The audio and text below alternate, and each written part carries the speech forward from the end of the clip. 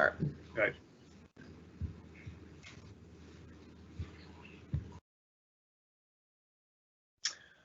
Hello and good afternoon. Thanks for taking the time to dial up into this cold weather webinar from OSRL. Throughout the presentation, if you have any questions, please just pop them into the chat and we're going to do our best to answer them during the presentation and then also pick up some questions at the end. There'll be 10 minutes or so. So hi there, my name's Alex, and prior to OSRL, joining OSRL, I spent 22 years in the Royal Marines, during which time I deployed to Norway and took part in cold weather training, as well as taking part in numerous mountain training packages, which involved exposure to cold weather. Overall, I've got a lot of experience working and operating in the cold weather environment. And whilst with OSRL, I've been involved in taking part and instructing in a number of OSRL cold weather courses run out of Canada. So today I'm going to be presenting alongside my colleague George, who's going to introduce himself on the next slide. So as a tier 3 organisation, we generally work in temperate climates. However, over the last decade, OSRL has been developing a cold weather capability so that we can understand and implement techniques in these climates. We've got experience of working in both Canada, Greenland, Alaska and Norway. And from these experiences and the collaboration with ECRC, NOFO, MSRC and ACS, just to name a few, we've learnt a multitude of different lessons. These have been used to deliver a joint OSRL ECRC 5-day tactical, basic and intermediate course for a number of years. We all know that working in an oil spill environment can be challenging, and when we add the additional complexity of extreme cold weather environment, this can make tasks really difficult and time consuming to complete. As well as the normal challenges, we've now got extra PPE, bigger boots, thicker gloves, etc. And these can, decrease dexterity and make the simplest tasks harder. There's also a danger of exposure to cold weather and immersion into cold water. So we're going to spend the next 40 minutes discussing the background of OSRL's cold weather capability, the challenges, as well as some mitigation to overcome them and achieve the task at hand. And I'd just like to hand over to George, who's going to provide history on OSRL and how we've developed up to this point. Okay, thank you very much, Alex. So as Alex said, my name's George Stafford. I'm actually a chemical engineer by training, but I've been with OSRL now for 3 years. And during those 3 years, I spent a lot of time working with our cold weather core group. And so over the next few minutes and few slides, I'm just going to give a bit of a background as to where this cold weather capability has come from within OSRL and why it's become a bit more of a focus over the last kind of 5 years or so. So one of the great things about OSRL is that as a tier 3 organisation, we could be asked to respond to an oil spill anywhere in the world. So this could be in any climate, it could be any environment. It could be an inland spill in a desert or a jungle in Africa where it might be extremely hot, or it could be offshore, pretty much anywhere. And then, of course, it could also be in an extremely cold climate. So that's one of the reasons why I love working here, because it's really exciting, can get sent anywhere. But as an organisation, this obviously presents some challenges because we need to make sure that our response team, of which there are maybe 40 or 50 people, all have and maintain enough expertise and in-depth expertise so that they can respond in those wide variety of environments, both safely and effectively. So as you can see up on that slide there, before 2012, kind of led by our members, we've been involved in quite a few projects in cold weather environments.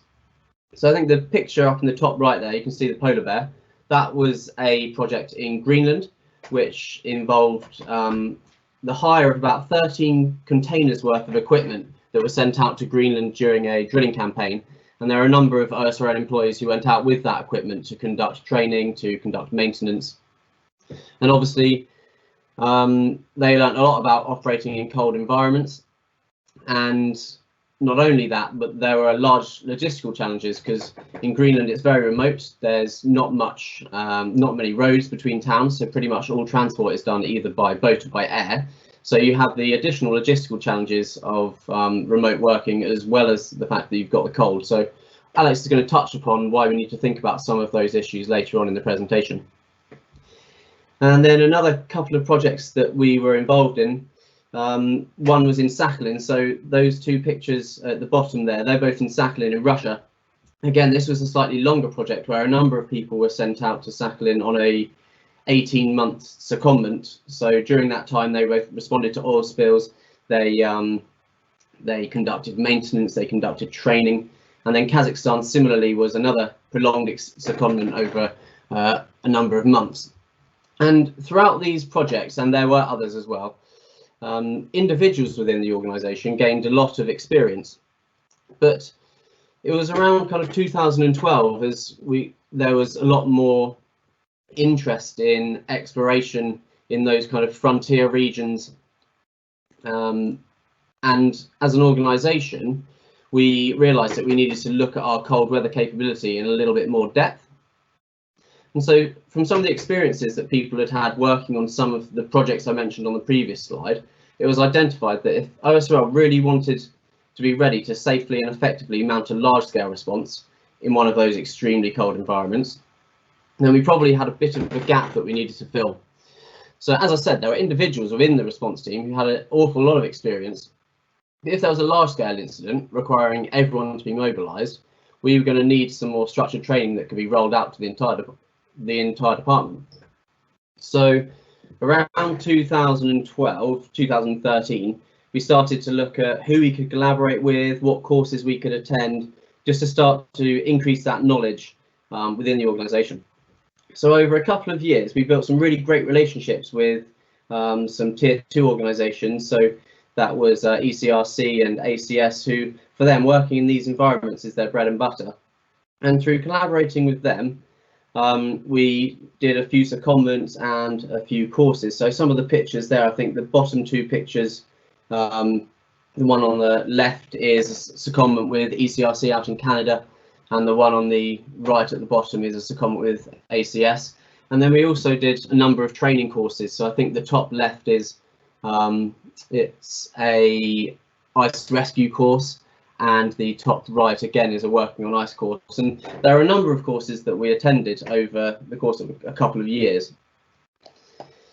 And having built up that knowledge in a few key people, then the big challenge was going to be rolling that out in a standardized course to our entire response department, which is, as I mentioned before, upwards of 50, 60 individuals. So in order to do that and kind of pass on that expertise, OSRL worked alongside ECRC in Canada to put together a really comprehensive cold weather response course, which had a main focus on oil recovery on ice and under ice. So it was largely inland, and there was a good amount of practical in there. So it's probably 40% practical, 60% practical, 40% theory. And one of the big things with the course was the huge emphasis on safety, because as I'm sure you all know, in any response, safety is the absolute #1 priority. And when you're operating in these extreme conditions, when things go wrong, they can go wrong really quickly. So safety takes on an even greater importance. So having kind of put that course together, it was really over the next few years, 5 years or so, that we pretty much put the entire response department through that course. There was a basic course, and then there was also a continuation course out in Canada. So that really gave us, as an organisation, the confidence that if we were required to respond to a large-scale incident in an extreme cold environment, we could do so effectively. But most importantly, we'd be confident that all of our responders would be able to go out there and operate safely. And on top of that, we also ran the course for external delegates. So over the course of a few years, we had a number of people attending from a number of different organisations, which you can see up there on the slide. So that was great. But that course was largely inland response techniques. And so we identified a need to kind of do some more training for the response team on offshore techniques and shoreline techniques. And in order to do that, we conducted a number of exercises over a number of years out in Greenland. And that was fantastic to get some offshore experience and, as I said, shoreline experience as well. And Over the course of running these training both offshore and in Canada, we identified that a lot of the equipment that we have in our stockpile can be used in these conditions, and maybe with some minor adjustments, such as, I don't know, replacing some of the hydraulic fluid for specialist hydraulic fluid. But there are also some pieces of equipment that are quite specialist and you wouldn't necessarily find in the stockpile of a normal temperate response organisation. And so there was a bit of money to be spent there, and we put together a specialist load of equipment along with specialist PPE, so that we had that ready if we were required to go on a cold weather response. And on top of that, we did a few exercises through the Global Response Network, both with ECRC and NOFO. So really over the course of the decade, we've put together a number of courses and rolled that out through to the department. So hopefully that gives you a bit of a brief background as to how and why we prepared for a cold weather response. And as you can imagine, over the course of the last 10 years, we've learned a lot about the challenges that need to be overcome when working in these environments. And so I'm going to pass you back over to Alex, and he's going to talk a little bit about some of those challenges and also give you a bit more detail on the cold weather course we ran out in Canada, and also where we're going to go next with our training. Thanks, George. So for the next part of the presentation, I've broken it down into a number of key themes. Planning for an extreme cold weather environment is absolutely necessary in order to be able to respond efficiently. And as I've mentioned, and I'll mention a number of different times, there's also an increased risk of injury just due to the environment and the specialised equipment required. There are several other challenges that need to be thought about prior to conducting a response in the ice and snow. So having correctly trained personnel, and there are a multitude of different techniques employed and bespoke equipment such as chainsaws. There's also a number of safety considerations when working in cold weather. For example, cold weather injuries, less daylight, entry into cold water, and these are all linked to the above in regards to training.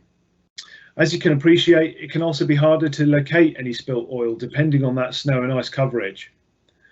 Due to the remote nature of cold weather environments, getting equipment may also prove logistically more challenging. And there's also an added risk with when working in these remote areas to casualty evacuation if there are injuries. And then finally, I just wanted to touch upon where OSRL are going with cold weather into the future. So the next thing I've got is a short video of OSRL's cold weather course.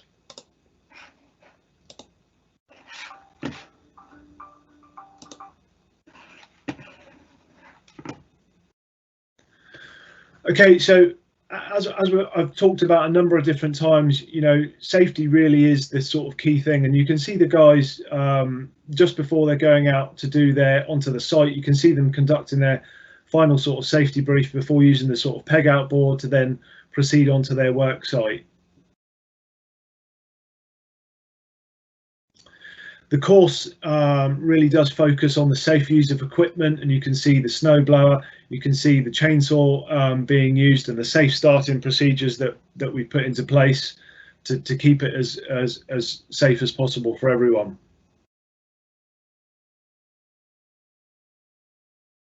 Here we can see the guys using an ice auger to drill a hole to monitor ice loading and to see if there's too much weight on the ice. Various techniques are used from open pits to closed pits, in order to be able to recover that spilt oil. Here we can see delegates using the ECRC chainsaw sledge that's really effective at making those really long straight cuts and making things really accurate.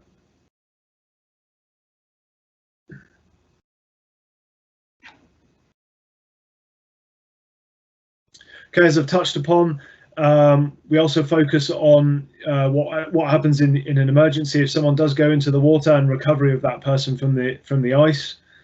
Here we can see some deflection boards going in and a full site, with deflection boards, and then right at the bottom of the picture there you can see a hockey stick with an open pit for the recovery of that oil.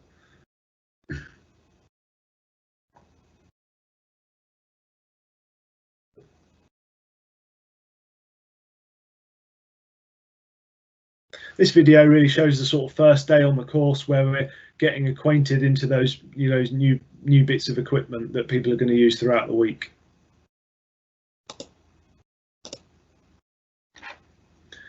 Okay, so looking at those key areas that I mentioned, we've just seen the video of the current 5-day cold weather course out of Canada, and during that course, we really do cover quite a lot, and we look at a multitude of different subjects.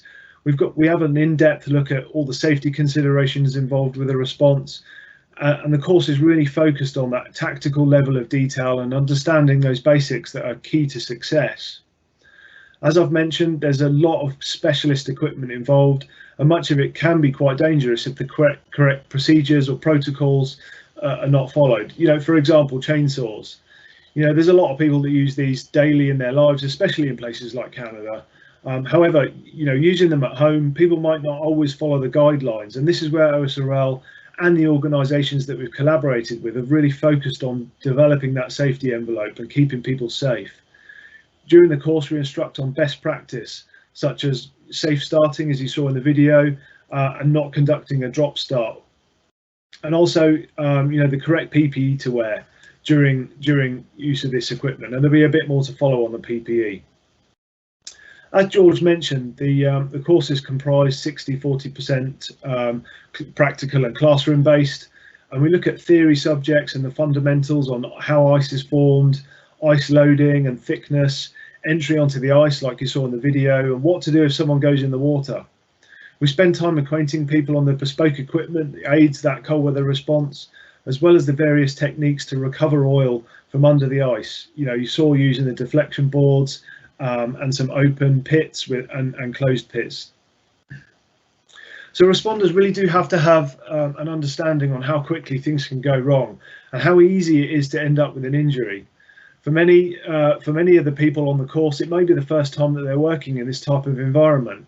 Looking at the typical UK weather that we have, we all like to think we know a bit about the cold. But as I've mentioned, in my previous career, when I deployed to Norway to conduct cold weather training, despite being provided with the correct training and equipment, there was still the odd occasion where a cold weather injury occurred.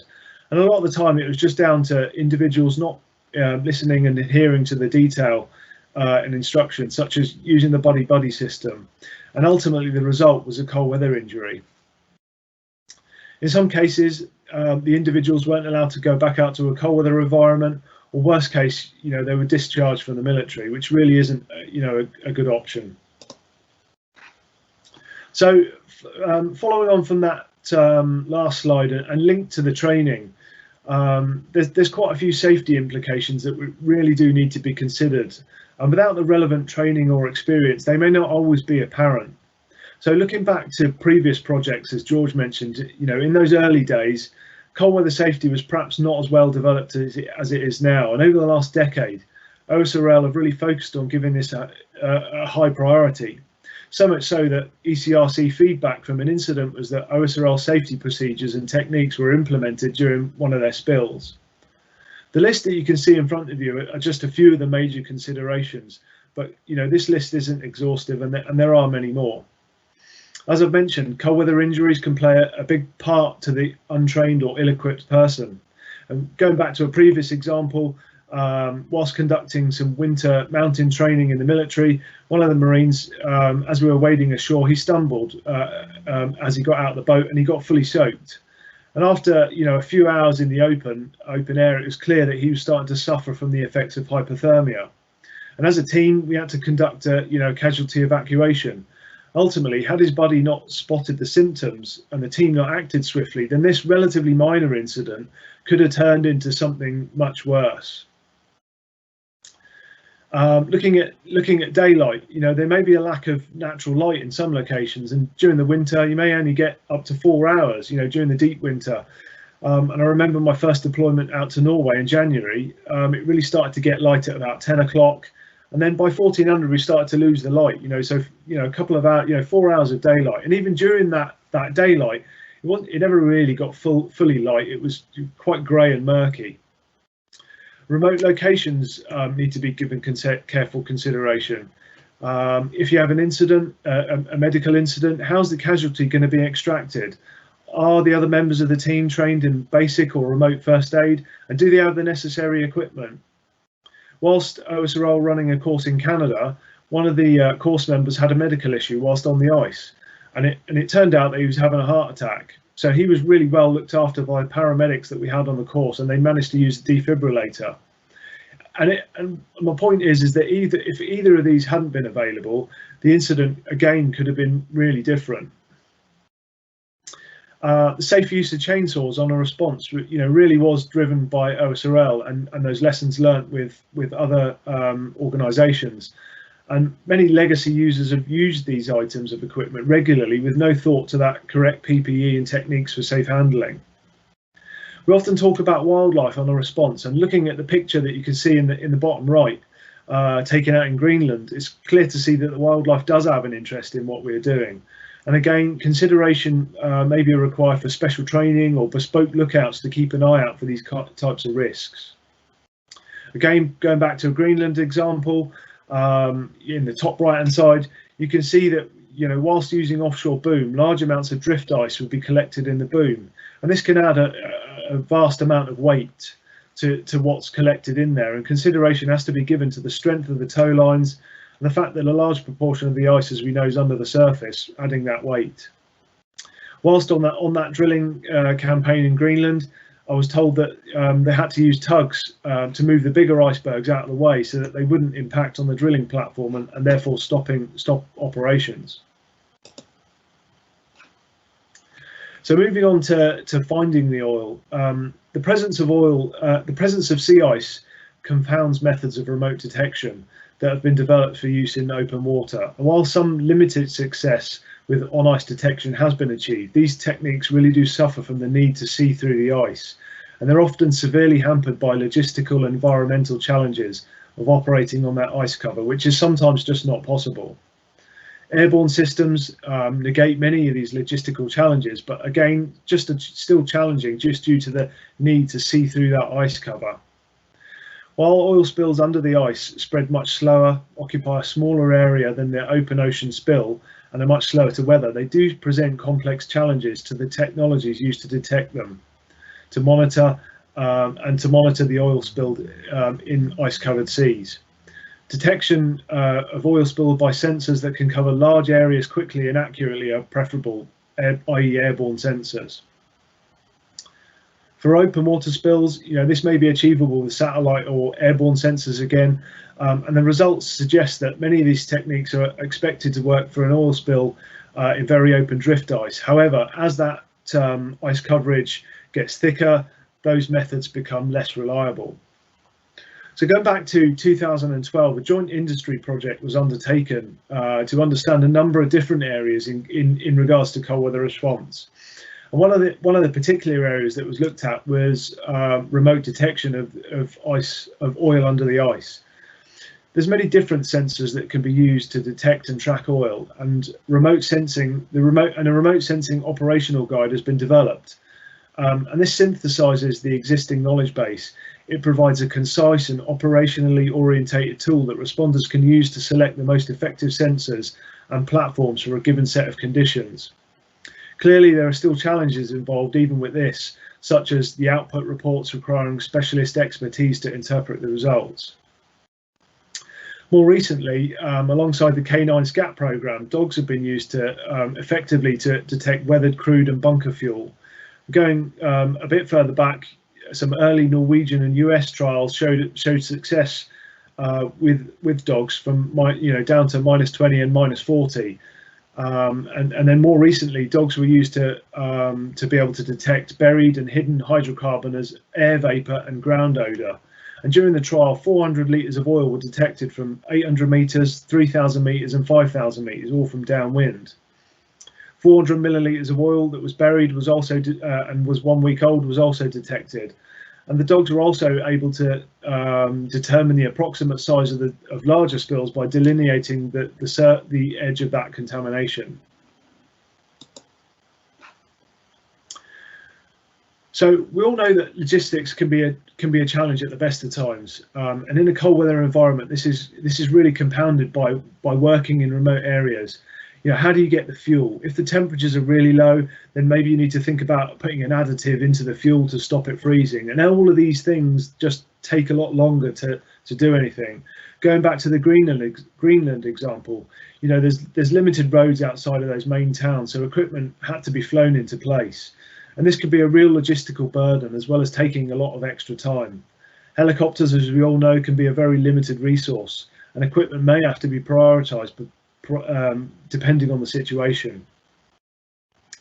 Shelters and tents are an important consideration, not only just to warm responders during breaks, but they can also be used to store equipment that you don't want to freeze up and then become difficult to start when required. Power packs may need alterations. Back when we first started to look at the cold weather capability, it was evident that power packs needed, they did need a modification, and that came in the form of separate coolant, hydraulic oil getting changed out, and the addition of block heaters. And at one point we looked at using 2 power packs, keeping one inside a location to keep it warm and using that to basically jumpstart one that was kept outside. We also conducted some trials into cold weather using cold weather laboratories. So again, that they inform those decisions on the stuff we had to do to make alterations to the machinery. Going back to a previous example, how the cold can affect. Back in the military, when we were operating the boats in a cold weather environment, there was an occasion when the technical staff needed to conduct a repair overnight. The craft were lifted out of the water and the repair was carried out successfully. Like I say, in the morning the repair was good, but the boats, despite having cold weather modifications such as engine block heaters, they still had an issue. And what happened is that overnight the external pipes that would normally be located in the water, they'd not been drained out, and as a result had frozen due to the air temperature, and it made it impossible for the craft to go back in the water until these rubber pipes had been defrosted, a process which took a considerable amount of time, during which the craft were just out of action. Going back to Canada, there was a number of different times when a chainsaw was left outside after use by the delegates. They finished using it, leave it on the ice, just on the snow, and then it's open to the elements. And after a couple of hours, with the wind chill and the ice temperature, it was near impossible to start without the help of a heater. And such items like these can be really critical to a response effort, and the care does have to be considered. As I talked about earlier, there's really minimal natural light in some areas, and in order to make that worst case scenario 4-hour working period usable, it may be necessary to get external lights. And again, these are another logistical but maybe critical consideration. So George touched on it earlier. OSRL, most of OSRL's equipment is really usable in most environments. Row boom and all of those at sea containment and recovery is all good in any environment. However, there are some bits of equipment that are bespoke, and we've basically gone out and designed a cold weather load in the event of a cold weather deployment. And the load consists of items such as chainsaws, snow blowers, various shelters, ice augers, the power packs that I talked about, having the modifications, and also a number of different PPE items, which I'll follow on in the next slide. So over the last decade or so, OSRL have tried and tested a number of different items of PPE. And in those early days, it was very apparent that we really had a long way to go. But by using lessons identified and collaborating with other GRN members, we've now got a good amount of correct PPE that will cater for all eventualities. There are a multitude of different types of clothing, and it's really important to have a choice of clothing. Temperatures can really vary from day to day. Going back to examples of Canada and Norway, it's not uncommon to have rain one day with plus 2 or 3 degrees Celsius, going back to the next day, and you go back to the minus temperatures with a lot of added wind chill.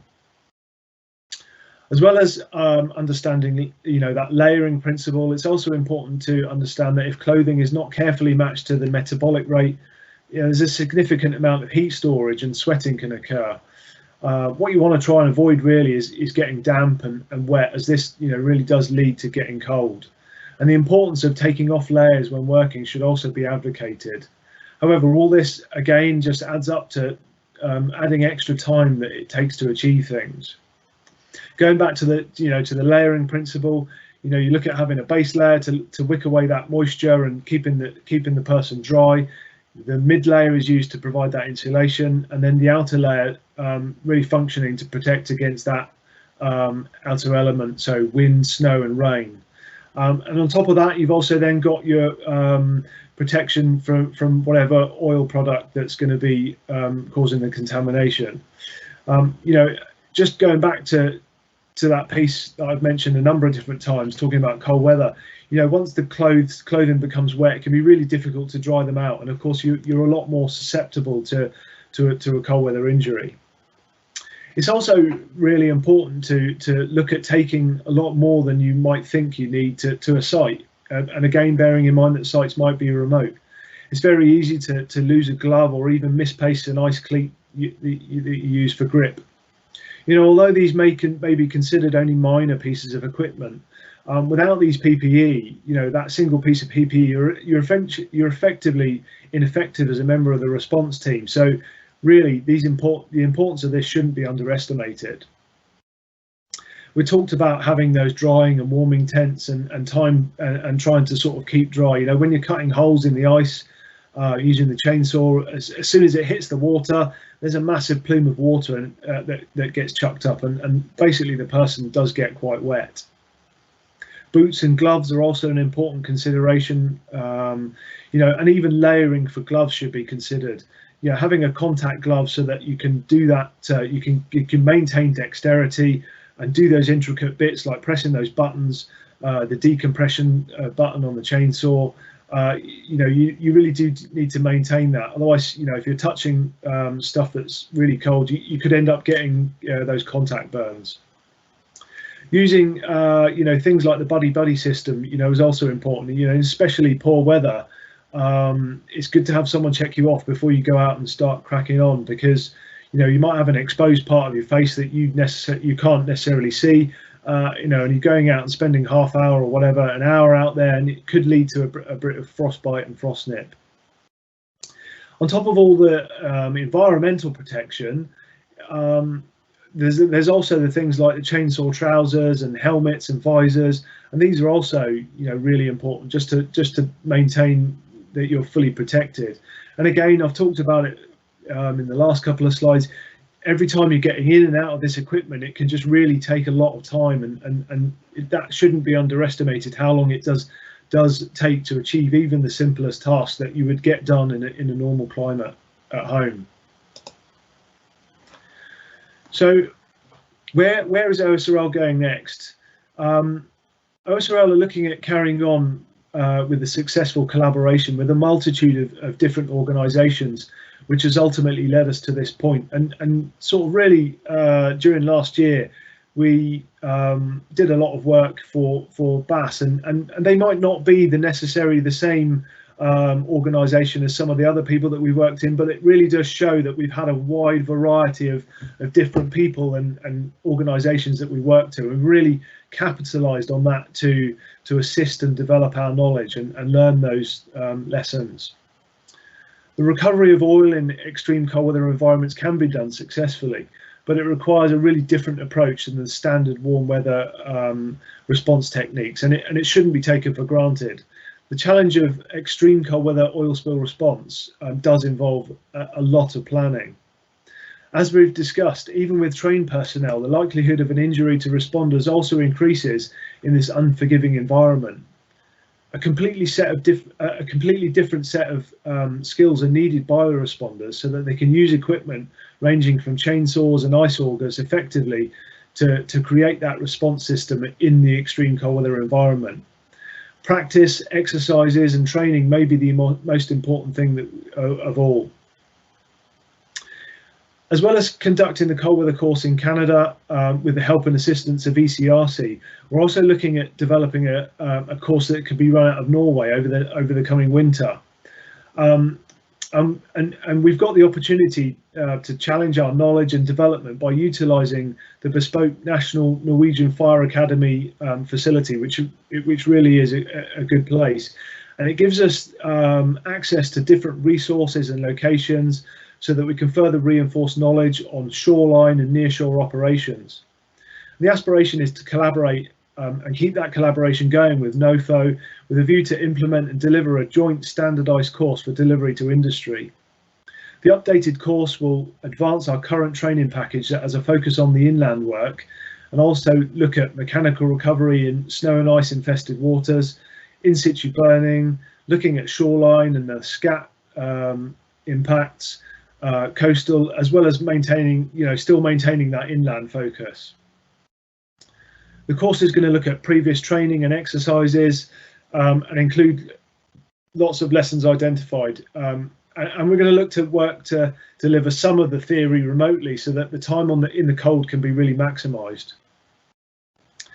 Of course, we're going to keep maintaining that high focus on safety and always work to the same standards and best practices. And we're going to also look at historical incidents and build upon the most likely scenario so that the course is designed for a realistic approach to cold weather response. So in summary then, the building of competence and deep expertise can be the most challenging aspect of developing a credible capability, especially for an organisation that's largely based in the UK. Over the last decade, this competence has been grown and maintained by collaborating with other expert organisations such as ECRC, NOFO, ACS and a number of different others. With the addition of a course in Norway, we're constantly looking at pushing our knowledge development further. I just wanted to say thank you very much for your time this afternoon, and I hope the information has been useful and thought-provoking, and really have just scratched the surface into what needs to be considered prior to conducting a cold weather response. As I mentioned at the start of the presentation, we've now got some time to go through any questions that have arisen during the presentation. And one of my colleagues, Jamie Anderson, has been answering some of those questions along the lines, but we're gonna look to have a look at any further questions and try and answer those now.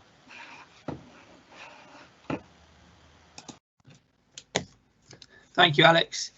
As you just mentioned, it's a sort of tip of the iceberg, really, for what cold weather operations for us entail. So please feel free to drop some questions in. We've had a couple come through as George and Alex have been speaking. So I'll just, for those of you who can't see them in the chat, I'll just go through them and just talk about some of these sort of topics. So we've been asked, does the training include participants falling into cold water?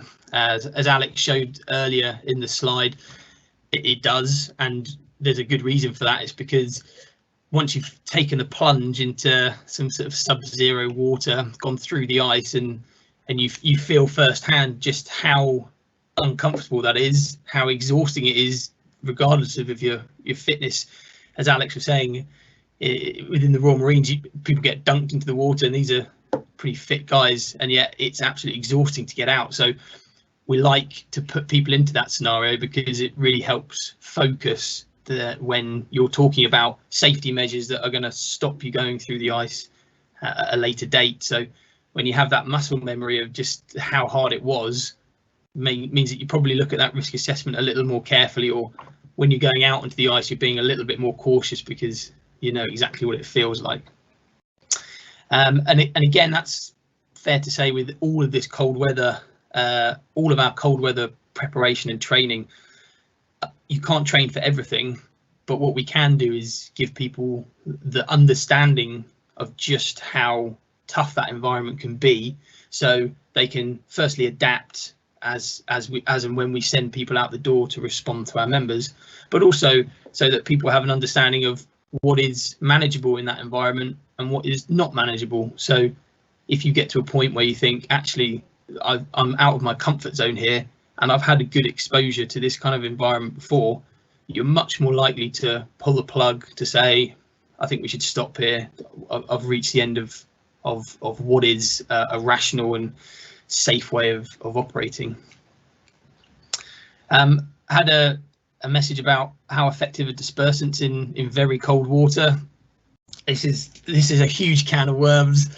It's a massive topic. Dispersants in general are well, we have an entire separate core group. Some of you may have been on the webinar for that.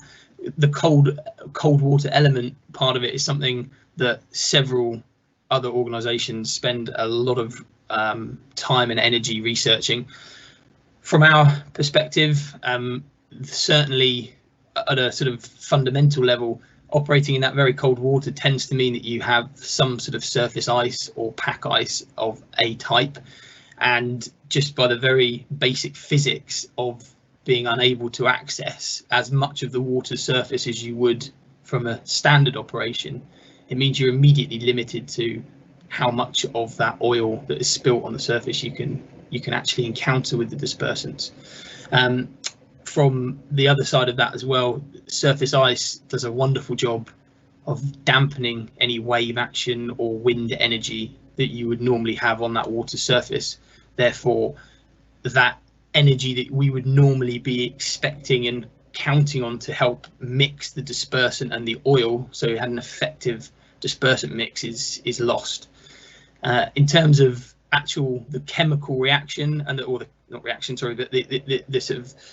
way that the dispersant interacts with the oil, it's hugely dependent on the type of oil and the type of dispersant, but it's there are a vast amount of research papers and sort of scientific papers on that development, and it's not a clear-cut known answer yet either. Very much factor dependent. So somebody said here about steam injection and recovery skimmers. A lot of the equipment manufacturers have been developing these steam injection skimmers and other various cold weather pieces of equipment for decades. In Norway, in the North Slope of Alaska, Eastern Canada, they've all got systems that rely heavily on using steam to not only mobilize and maintain a surface, a sort of core temperature of oil to allow it to be moved, but also to ensure that the machinery itself, as Alex was alluding to with things like chainsaws, they didn't freeze up. So yeah, steam injection, absolutely key to operating in those really cold environments. However, steam generating plant or the vessel that's generating steam on your behalf is another piece of equipment to stay maintained and keep working in that cold environment. So this sort of list of things you need to operate just grows and grows and grows. We've got another one here about talking about the collaboration with the GRN continuing. GRN in cold weather, I think, and I am biased as the OSRL cold weather lead, but I think the GRN, it comes to its own in cold weather. It's one of the areas where, as a response network, the most collaboration, some of the most in-depth collaboration has happened. We have learned and collaborated so closely with the likes of ECRC, Vincent and the guys over in Canada, and we've taken a huge amount of learning from them, and between us we've helped develop a lot of these processes and procedures. We work very closely with NOFO, again, who we're learning a lot from, and we're really excited about going and developing some more training with them in the future. And then Alaska Clean Seas, MSRC, everyone has, every time we get together as a group, we learn more from each other, and I think we develop more as an industry. So it's been a fantastic collaboration for us. We've had a couple more questions. So talking about that steam hot water injection again, it's definitely used for reducing friction losses on the pump inlet for those very viscous oils. You don't need it doesn't even have to be an oil with a particularly high pour point to be completely solid at -20. A lot of oils certainly are. So yeah, you're using steam in a variety of different ways, But another way that it's kind of key is actually to maintain the mechanical action of a skimmer at the same time, because any of those moving parts in that extreme cold will start to freeze up. So it's keeping the skimmer clear whilst also allowing the oil to be viscous enough to pump.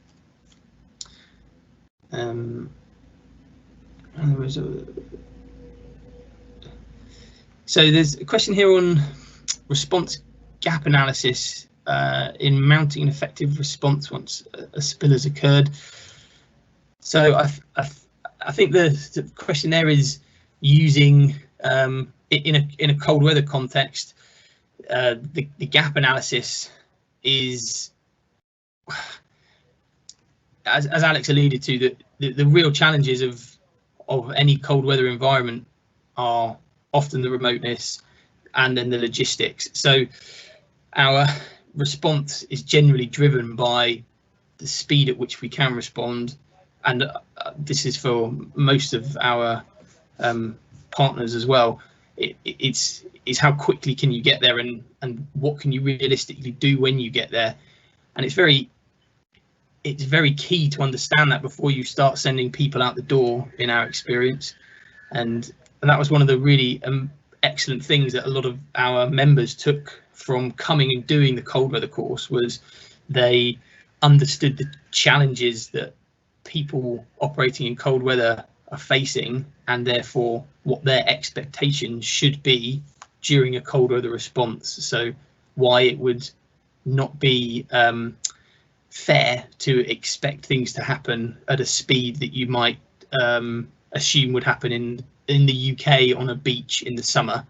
A sort of response in Arctic Finland in the middle of winter is going to have a huge number more constraints, and therefore the speed and the way that response is going to develop is going to be much slower. But you don't really understand that until you have stood out in the cold, you have dressed yourself in another 3 layers of clothing, and then you've gone out, and then you've realized that it's going to take you 2 hours to clear a work site of snow and safely enter onto an area of ice. So that's all the questions I've got. Oh, one just popped up. Steve. Hi, Steve. I'll just publish that. Actually, there's he's talking about some gap analysis response strategies throughout the year. Let's just pop that up. I think that's everything I've got from the questions there. I don't know if you've got anything else, Mandy, popped through, or no, there aren't any more. I think you've taken them all. Super. Well, then I think if that's everything, we'll say thank you so much to Alex and George for presenting. We will be doing some more cold weather webinars through the Franz has just got in. Very good, Franz. I was just doing my wrap up. So in situ burning in the Arctic, yeah, you're totally right. It is a super tool. It clearly comes with a lot of political issues and a lot of questions, not only because of safety, but certainly also because of the it looks pretty awful if you're at the base of a glacier in Greenland and you're lighting some surface oil on fire. From a PR point of view, it's pretty awful. However, as you rightly pointed out there, there's been a lot of research and study done, and I can't remember the organisation. I think it was Greenland Oil Spill Response, actually. Well, if someone's on here who can remember, but there was an excellent exercise carried out about 3.5-4 years ago where they did in situ burning tests on the coast of Greenland during the summertime, and the rationale behind it was they physically couldn't remove this oil. Actual oil was put in the water and lit, but because of the infrastructure challenges, containing and removing that oil from that sensitive, pristine Arctic environment was very hard. However, by burning it, you were removing 97-98% of the oil from that area. Now, there is a lot of debate and a lot of study in terms of what is left behind after an in situ burn. But it is something that we certainly consider and would always look at in any of these highly remote environments, because it certainly does have a place. And we're working, the Norwegian Fire Academy has a fire pit in Arctic Norway, where we're going to be going next year. And one of the things that we find fascinating is being able to see how well oil can light in an in situ burn environment whilst there is floating ice within that mix, how much it dampens it. So yeah, it's a great question. It definitely has a place, and I think it is something that we would definitely bring to the table if all the conditions are right. So I think that's everything, unless Franz gets in there last minute again. But just say thank you so much to Alex and George. Keep an eye out for some webinars that we've got coming up later in the year through our cold weather collaborations with our GRM partners and external partners as well, like the British Antarctic Survey, and just the way that we're developing as well. So thank you very much for your time, and yeah, tune in next time.